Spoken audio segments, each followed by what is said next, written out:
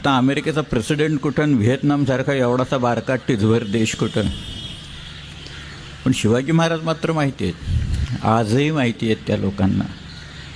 आजही काही गुण त्यांच्यापासून शिकण्यासारखे आहेत. आता शिवचरित्र झालं, 300 वर्ष वाचतोय आपण, तेच प्रसंग आहेत, काही फारसा फरक पडणार नाही. अफजलखानाला की त्याला मारलेला आहे माहिती आहे सगळ्यांना. शाहिस्तेखानाला खरं म्हणजे मारायचं असतो, पण बोटांवर वाचलं एवढंच. परंतु नेमकं त्याच्यातनं काय शिकायचं काय मग? 18,306 दिवसांचं त्यांचं जे आयुष्य आहे, त्या आयुष्यातनं मग शिकायचं काय नाही? मला आठवतं आहे, श्रीकृष्ण गोकुळात असताना त्यांना ते लोणी बिणी वगैरे जे काही खात असे, त्याच्यात बलरामानी तक्रार केली होती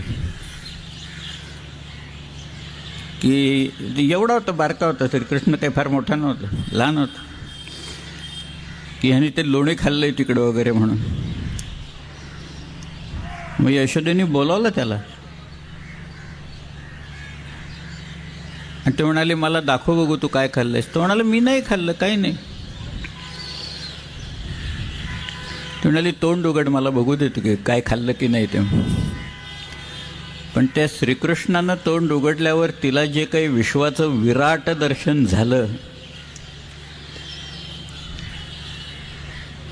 नेमकं तेच दर्शन शिवाजी महाराजांच्या बाबतीत सुद्धा कवींद्र परमानंदाला अपेक्षित आहे.